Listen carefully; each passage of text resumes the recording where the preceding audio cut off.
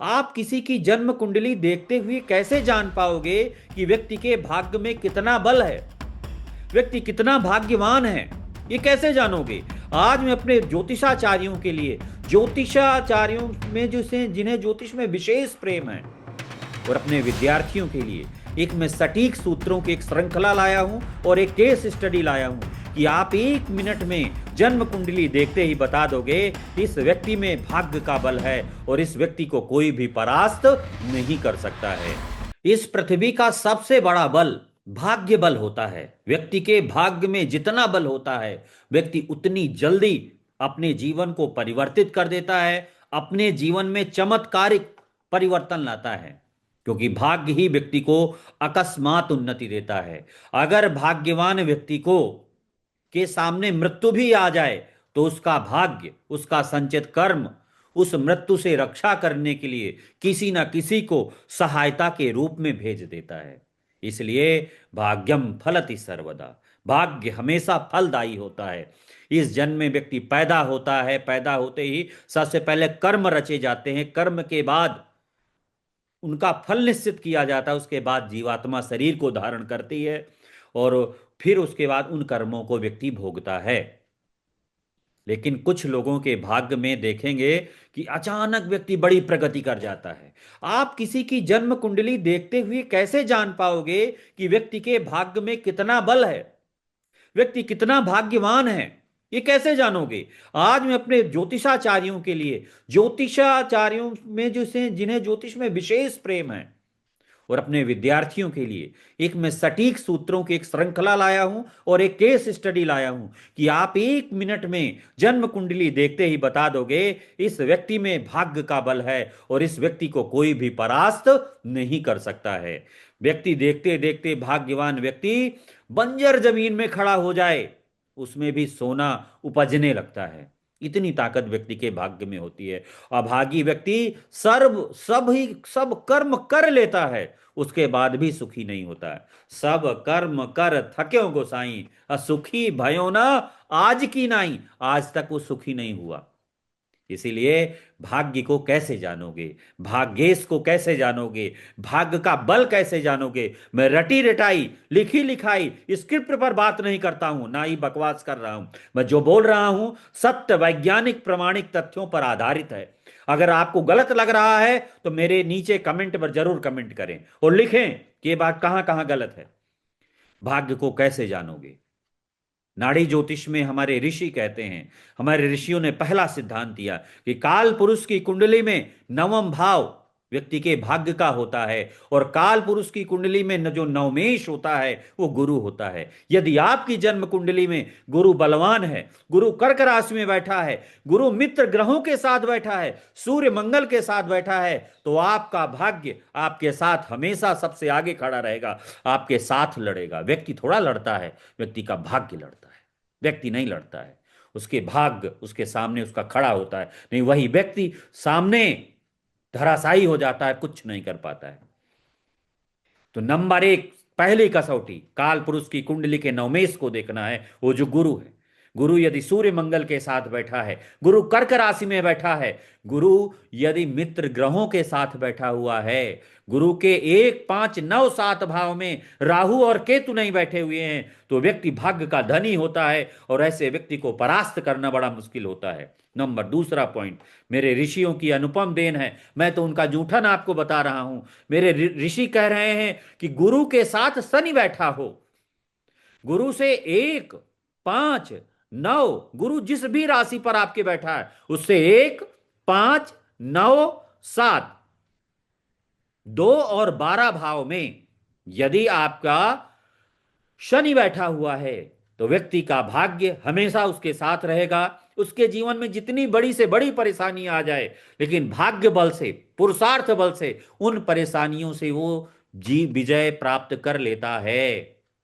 कि गुरु शनि की युति साधारण नहीं होती है, सबके नहीं बैठती है, उन्हीं लोगों के बैठती है जिसने प्रारब्ध में बहुत पुण्य किया है, अध्यात्म को अपनाया है, अपने कर्म की गति को ठीक करने के लिए दान पुण्य किया है, अपने कर्म की गति को ठीक करने के लिए उस व्यक्ति ने जीवन में बड़ी प्रगति की है। उस व्यक्ति ने दान पुण्य किया है और उसने दूसरे परमार्थ में जीवन जिया है, परमात्मा को भजा है, परोपकार के लिए उसने हमेशा प्रतिबद्ध रहा है, तब इस जन्म में गुरु शनि की युति लेकर पैदा होगा।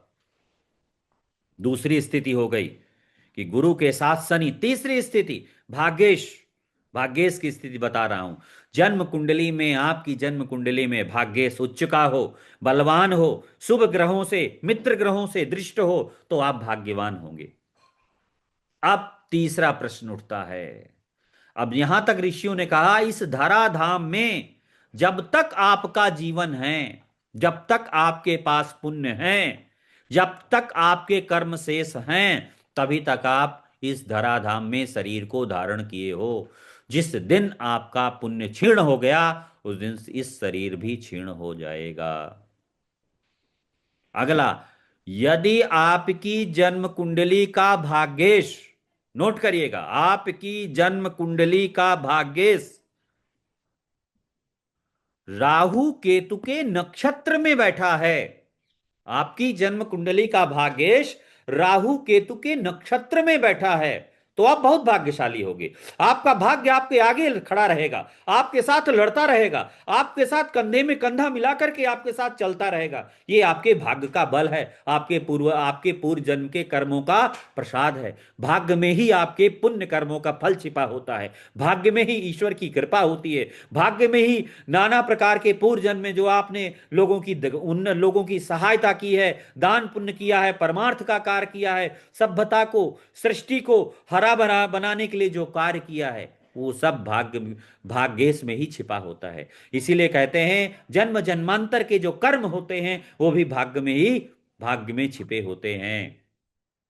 तो आगे की स्थिति, यदि स्वाति नक्षत्र, आद्रा नक्षत्र, शतभिषा नक्षत्र, अश्वनी नक्षत्र, मूल नक्षत्र, मघा नक्षत्र, स्वाति, आद्रा, शतभिषा, अश्वनी, मूल, मघा, मूल नक्षत्र, मघा नक्षत्र में आपके का भाग्येश बैठा हो, तो आप बहुत भाग्यवान होंगे, आपको कोई हरा नहीं सकता है। यदि आपकी जन्म कुंडली में एक चीज और काम की बात अगली बता रहा हूं, आपका सूर्य, चंद्रमा और लग्नेश भी अगर राहु केतु के नक्षत्र में बैठ जाएं, तो इस संसार में आप अजेय हो, आप 100% अजेय हो, और इसको कोई काट नहीं सकता है।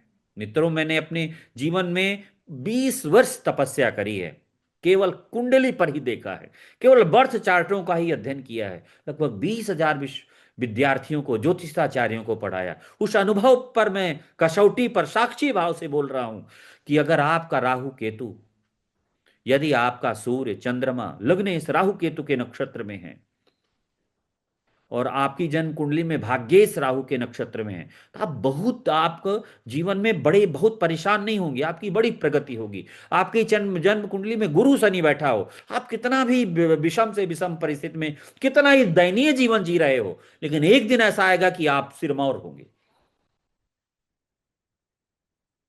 गुरु शनि दोनों बलवान हो तो व्यक्ति बहुत बहुत भाग्यवान होता है।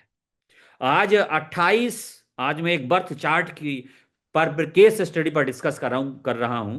28/8/1977, 21:33 दिल्ली का एक बर्थ चार्ट है। 28/8/1977, 21:33 दिल्ली का बर्थ चार्ट है, आप लोग देखिए उसको।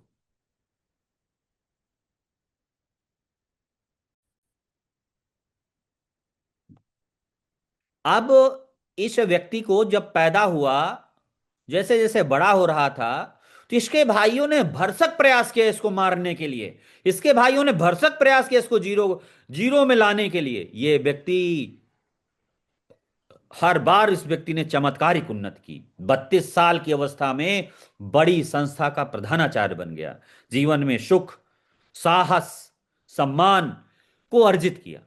तो जन्म कुंडली देखोगे कैसे? सबसे पहले बर्थ चार्ट है, और मैं समझ रहा हूं कि बर्थ चार्ट आपको दिखाई देगा, इसलिए मैंने इसको बड़ा कर दिया है। इस व्यक्ति का भाग्येश देख लो। इस व्यक्ति का जो भाग्येश है वो कौन है? गुरु। गुरु कहाँ है? आद्रा नक्षत्र में बैठा है ना, राहु के नक्षत्र। अब यहां पर देखें, गुरु आद्रा नक्षत्र में है, राहु के नक्षत्र में बैठा है। लग्न अश्वनी नक्षत्र में है, ये केतु के नक्षत्र में बैठा है। देखो कितनी अच्छी स्थिति है। अब यहां पर आप देखेंगे कि जीव कारक गुरु, नाड़ी ज्योतिष में जीव कारक ग्रह का विशेष महत्व। जीव कारक गुरु बैठा कहां है? जीव कारक गुरु मंगल के साथ बैठा है। मंगल क्या है? भाई है। मंगल क्या है? भाई है। गुरु क्या है? जीव कारक। मंगल के दूसरे भाव में शनि और केतु बैठे हैं। जीव कारक गुरु हो गया, मंगल भाई हो गया, शनि बड़ा भाई हो गया, और केतु की दृष्टि है, केतु की पंचम दृष्टि है। केतु उल्टा देखेगा तो 12, 1, 2, 3, 4, 5। तो केतु की पंचम दृष्टि शनि पर है। गुरु जीव कारक है और केतु की दृष्टि शनि पर है। नाड़ी ज्योतिष के अनुसार कोई भी ग्रह जहां पर बैठा हो, वहां से 1, 5, 9, 7, 3, 7, 11, 2, 12 भाव में युति के समान काम करता है। तो यहां पर मंगल के दूसरे भाव में, गुरु मंगल के दूसरे भाव में शनि बैठा है, वहां पर केतु की दृष्टि है। तो गुरु जीव कारक, मंगल भाई, शनि बड़ा भाई, केतु विवाद। इसका भाइयों के साथ विवाद रहेगा। आज तक जिसका जिसका भाइयों में विवाद रहेगा, पहला सूत्र नोट करो, मंगल के साथ केतु बैठा हो तो भाई भाई में विवाद बना रहता है, भाई भाई में अलगाव बना रहता है, भाइयों के साथ उसके मतभेद रहेंगे। भाई वास्त सही अर्थों पर भाई उसकी मदद नहीं करते हैं। अब मंगल और शनि के बीच में क्या बैठा हो? केतु। तो अब देखो, गुरु जीव कारक है, उसके साथ मंगल बैठा है, मंगल के दूसरे भाव में शनि बैठा है और उसको केतु देख रहा है। तो जन्म से इसे भाइयों का विरोध प्राप्त हुआ। अब जातक बहुत साहसी था। साहस, मंगल क्या है? साहस का कारक है। गुरु क्या है? जीव कारक है। गुरु मंगल की युति जातक को साहसी बनाती है। मिथुन राशि पर गुरु मंगल बैठे हुए हैं, इसलिए जातक बहुत साहसी है। जातक का भाइयों से मतभेद क्यों हुआ? क्योंकि मंगल के दूसरे भाव में शनि और उस पर केतु की दृष्टि है, इसलिए भाइयों से इसका मंगल का गुरु का संबंध शनि मंगल केतु से हो रहा है। तो भाइयों से मतभेद इसके रहे, भाइयों ने इसे भरसक प्रयास किया। और देखो, एक चीज मैंने हमेशा अपने सूत्रों में बताया है, मंगल के 1, 5, 9, 3, 7, 11, 2, 12 में यदि चंद्रमा बैठे हों तो व्यक्ति की जो दुश्मन होते हैं उसके रक्त संबंध वाले होते हैं। देखो, मंगल का संबंध चंद्रमा से है। बहुत सी महिलाओं की कुंडली मैंने देखा है जिनमें चंद्रमा मंगल बैठा है, उनका अपनों से संबंध उनके अच्छे नहीं रहते हैं। लड़के की कुंडली में अगर चंद्रमा मंगल के साथ है तो मां के साथ मतभेद बने रहते हैं, और इसी तरह लड़की की कुंडली में चंद्रमा मंगल हो तो मां के साथ मतभेद भी लड़के के भी रहते हैं, और उसके रक्त संबंध वालों से भी मतभेद रहते हैं। तो चंद्रमा मंगल, मंगल के नवम भाव में चंद्रमा बैठा है, गुरु जीव कारक है, और चंद्रमा मंगल की वजह से जातक के रक्त संबंध के लोग, ब्लड के लोग ही जातक के दुश्मन थे। देखिए कितनी अच्छी प्रोडिक्शन निकल आई, 3 प्रोडिक्शन हमारी निकली, और ये व्यक्ति कम समय में गवर्नमेंट जॉब को प्राप्त किया। तो शनि क्या है? कर्म का कारक है। शनि के दूसरे भाव में बैठा है बुध बैठा है। बुध क्या है? वक्री है। भाइयों से झगड़ा क्यों हुआ? तो बुध भी देखो, बुध बकरी होकर के शनि केतु के पास जा रहा है। ध्यान से देखना, बुध जो बकरी है, वक्री होकर के शनि शुक्र केतु के बीच में जा रहा है। इसका तात्पर्य हुआ कि बुध केतु का मतलब जमीन जायदाद। भाइयों से इसका जमीन जायदाद से झगड़ा था। अगर गुरु का संबंध शनि बुध केतु से हो तो जमीन जायदाद का लफड़ा होता है भाइयों भाइयों में, और मंगल उधर बैठा ही है। अब तीसरी स्थिति, शनि कर्मकारक है और शनि 28 डिग्री का है, अस्त भी है, क्योंकि शनि सूर्य के पास पहुंच चुका है। शनि के दूसरे भाव में सूर्य बैठा है, इसलिए जातक को सरकारी नौकरी मिली। और शनि का संबंध बुध और शुक्र से होने के कारण जातक शिक्षक बन गया। बहुत से शिक्षकों की कुंडली में शनि का संबंध अगर शुक्र बुध से हो तो जातक शिक्षक बन जाता है, 100% बनता है। किसी टीचर की कुंडली उठा के देख लेना, शनि के 1, 5, 9, 3, 7, 11, 2, 12 में शुक्र बुध बैठे ही होंगे 100%, तो जातक शिक्षक बन जाता है। ये बात क्लियर हो गई सभी को, ठीक है। और कम समय में जातक ने प्रगति की, तो भाग्य को कैसे जानोगे? गुरु का संबंध मंगल से है और गुरु का संबंध और शनि का संबंध शुक्र से है। शनि शुक्र की युति है। शनि शुक्र बुध की युति भी बड़ी लाभदायक है। गुरु सूर्य मंगल और शनि बुध शुक्र एक दूसरे से एक दो तीन लगातार भाव में बैठे हैं।